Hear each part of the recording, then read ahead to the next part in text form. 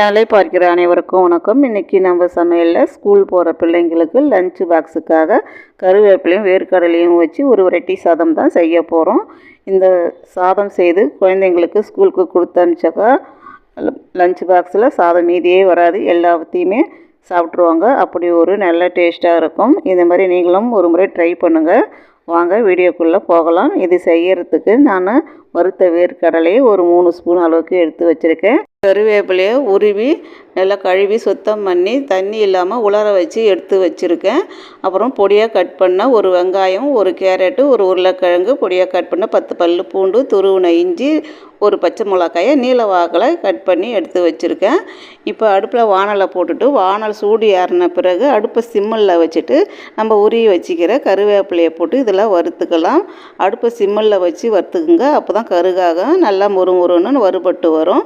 பாருங்கள், இந்த மாதிரி நல்லா முறுமுறுன்னு வறுபட்டு வரணும். கையால் நசுங்கி பார்த்தா கொஞ்சம் நசுங்கணும். இது இன்னும் கொஞ்சம் நசுங்கலை, இன்னும் கொஞ்சம் நேரம் நம்ம வறுத்துக்கலாம். நம்ம கட் பண்ணி வச்சுக்கிற காய்கறியும் நல்லா பொடியாக கட் பண்ணி வச்சுங்க. அப்போ தான் பசங்க இது வேணாம் அது வேணான்னு எடுத்து வெளியே போடாமல் இருப்பாங்க. இப்படி இது நல்லா வறுபட்டு வந்துடுச்சு. பாருங்கள், கையால் வச்சாலே நல்லா முறுமுறுன்னு சத்தம் வருது. இந்த அளவுக்கு கருவேப்பிலையை வறுத்து வச்சுக்க. இப்போ ஒரு மிக்சி ஜாரில் நம்ம எடுத்து வச்சுருக்கிற வேர்க்கடலையும் வறுத்து வச்சுருக்கிற கருவேப்பிலையும் மிக்சி ஜாரில் போட்டு அரைச்சிக்கலாம். ரொம்ப ஃபைன் பேஸ்ட்டாகவும் அரைக்கக்கூடாது. கொஞ்சம் வேர்க்கடலையே குறன்னு இருக்கிற மாதிரி அரைச்சிக்குங்க. இப்போ பாருங்கள், இது அரைச்சிக்கின்னு வந்துட்டேன். இந்த மாதிரி தான் இருக்கணும். இந்த மாதிரி அரைச்சி எடுத்து வச்சுட்டு இது மறுபடியும் வானலில் அடுப்பில் போட்டு ஒரு குழிக்கண்டி அளவு எண்ணெய் ஊற்றிக்கலாம். எண்ணெய் காஞ்சதும் ஒரு அரை டீஸ்பூன் பெருஞ்சீரகம், 1/4 டீஸ்பூன் ஜீரகம், ஒரு ஏலக்காய், சின்ன துண்டு பட்டை, 3 லவங்கம், ஒரு பிரிஞ்சி இலை இதெல்லாம் போட்டு பொரிஞ்சதும் பொடியாக கட் பண்ணி வச்சுக்கிற பூண்டை போட்டுக்கலாம். பூண்டை போட்டுட்டு துருவின இஞ்சி, பச்சை மிளகாயும் போட்டு இது நல்லா வதக்கிக்கலாம். பூண்டு நல்லா செவந்து வர்ற சமயத்தில் நம்ம கட் பண்ணி வச்சுக்கிற உருளைக்கிழங்கு, வெங்காயம், கேரட்டு இது எல்லாத்தையும் போட்டு நல்லா வதக்கிக்கலாம். நீங்கள் எவ்வளோ காய்கறிலாம் பொடியாக கட் பண்ணுறீங்களோ அந்த அளவுக்கு குழந்தைங்க எடுத்து போடாமல் சாப்பிடுவாங்க. அதனால் நல்லா பொடியாக கட் பண்ணிங்க. காய்கறி இருக்கிறதே தெரியக்கூடாது.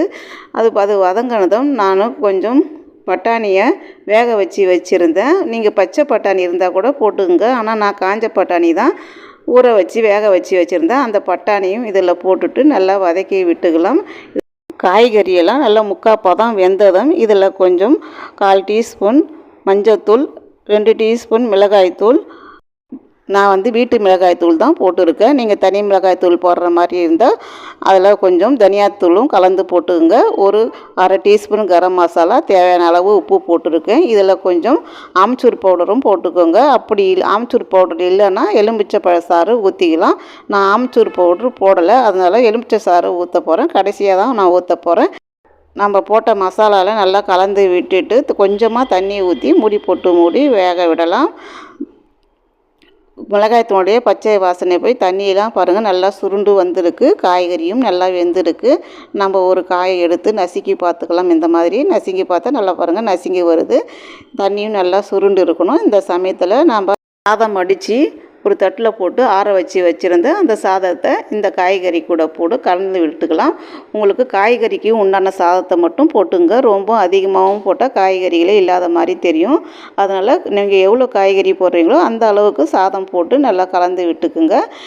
சாதத்தை நல்லா இந்த மாதிரி கலந்து விட்டுட்டு வேர்க்கடலையும் கருவேப்பிலையும் பொடி பண்ணி வச்சுருக்கிற பவுட்ரை இதில் போட்டுக்கலாம். நான் 3 ஸ்பூன் போட்டுக்கிறேன். எந்த அளவுக்கு உங்களுக்கு வேணுமோ அந்த அளவுக்கு அந்த பொடியை போட்டுக்குங்க. ரொம்ப உடம்புக்கு ஹெல்த்தியும் கூட.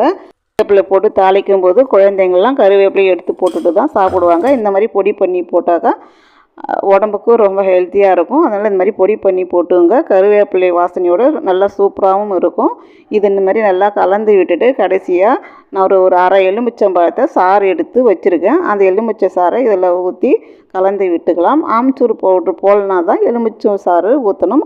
ஆம்ச்சூர் பவுடர் போட்டாக்க எலுமிச்சை சாறு ஊற்ற தேவையில்ல. ஊற்றி கலந்து விட்டுட்டு அதுக்கப்புறம் கொத்தமல்லி தழையும் தூவி நல்லா கலந்து விட்டுட்டு அடுப்பை ஆஃப் பண்ணிடலாம்.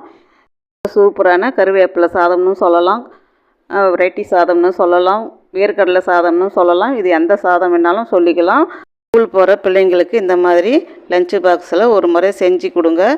ஒரு சாதம் கூட மீதி வராது, எல்லாத்தையும் காலி பண்ணிட்டு வந்துடுவாங்க. இதே மாதிரி நீங்களும் ஒரு முறை ட்ரை பண்ணி பார்த்துட்டு எப்படி இருக்குதுன்னு எனக்கு கமெண்ட் பண்ணுங்கள், ஷேர் பண்ணுங்கள், லைக் பண்ணுங்கள். இது வரைக்கும் சப்ஸ்கிரைப் பண்ணாதீங்க, சப்ஸ்கிரைப் பண்ணுங்கள்.